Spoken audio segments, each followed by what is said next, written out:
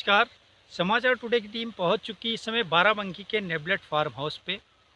राजकीय कृषि पशुधन एवं प्रक्षेत्र नेबलेट बाराबंकी में इस समय हमारे साथ में जो यहाँ के सीनियर अधिकारी हैं कमल वर्मा जी, वो मौजूद हैं। और जो सरकारी गायें होती हैं उनको चारा मुहैया कराना, उनकी देखभाल किस तरीके से होती है, आइए उनसे हम 10 मिनट के लिए चर्चा करेंगे। डॉक्टर साहब, आपका बहुत बहुत स्वागत है हमारे इस खास कार्यक्रम में। कि आप जो ये देख रहे हैं कि इस समय बरसीम की कटाई हो रही है, तो जो जानवर हैं, गायें हैं, भैंस हैं, उनको किस तरीके से चारा मुहैया कराते हैं आप? हम लोग के पशुपालन विभाग के अंतर्गत 10 फार्म हैं, जिसमें से एक नेबलेट बाराबंकी है।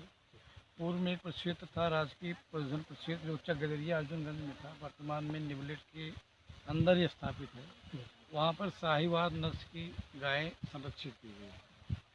उसके भरण पोषण हेतु हरा चारा की आपूर्ति हमारे प्रक्षेत्र से होता है, जिसमें वर्तमान में जई और बरसीम की आपूर्ति किया जा रहा है।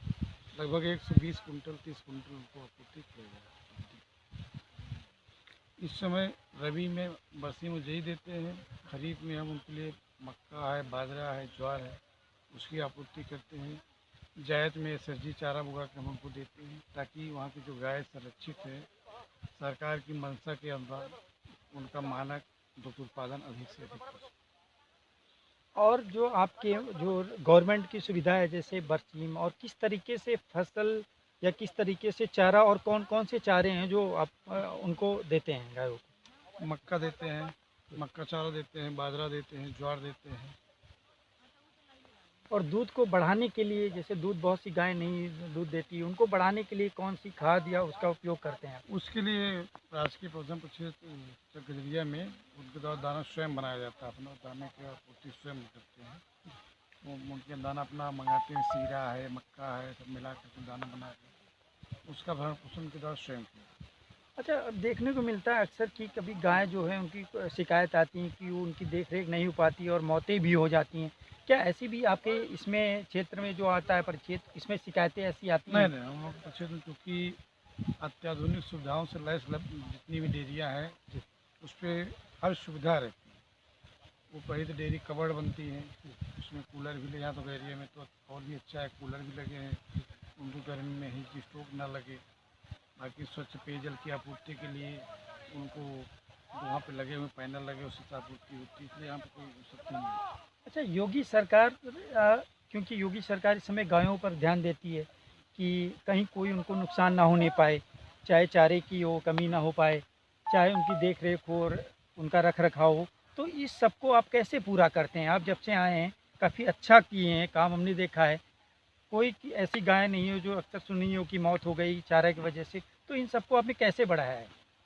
उनको लास्ट दिन यहाँ पे जब से मैं आया हूँ, हमारे इंचार्ज भी नए आए हैं। हम लोग दोनों पूर्व में प्रक्षेत्र से परिचित भी नहीं थे, परंतु हम लोगों ने मेहनत करके दिन रात परिश्रम करके, प्लस हमारे जो वर्कर हैं वो भी मेहनत करते हैं। क्योंकि मैं खेती से जुड़ा हुआ हूँ पहले से भी, हमारे पास भी खेती थी, इसलिए हमको पता है खेती कैसे कराई जाती है, कैसे अधिक से अधिक उत्पादन लिया जाता है।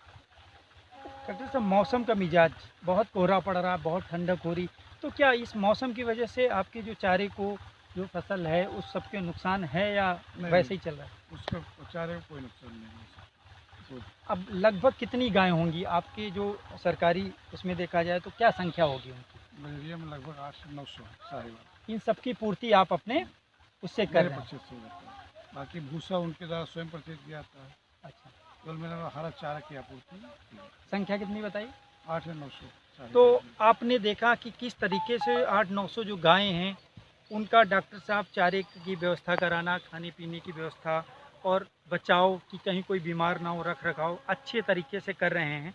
तो एक बड़ी सफलता है, क्योंकि बहुत सी शिकायतें मिलती थी, लेकिन यहाँ आने के बाद मैंने सोचा डॉक्टर साहब से बात किया जाए और जाना जाए कि आखिर क्या व्यवस्था है। तो आप लोगों ने देखा कि डॉक्टर साहब का कहना है, डॉक्टर कमल वर्मा हैं, इनका कहना है नेबलेट फार्म हाउस पे कि ये हमारी व्यवस्था है, गायों को कहीं कोई नुकसान नहीं होगा जब तक हमें चाहे चारे की व्यवस्था हो, चाहे उनकी देख रेख की हो। तो एक कहीं न कहीं बड़ी सफलता है।